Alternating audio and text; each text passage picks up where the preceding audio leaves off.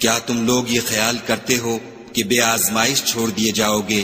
اور ابھی تو خدا نے ایسے لوگوں کو متمیز کیا ہی نہیں جنہوں نے تم میں سے جہاد کیے اور خدا اور اس کے رسول اور مومنوں کے سوا کسی کو دلی دوست نہیں بنایا، اور خدا تمہارے سب کاموں سے واقف ہے۔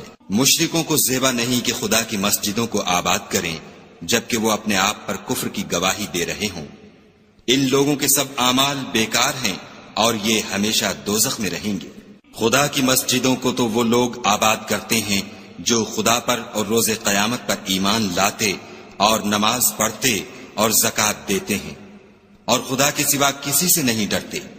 یہی لوگ امید ہے کہ ہدایت یافتہ لوگوں میں داخل ہوں۔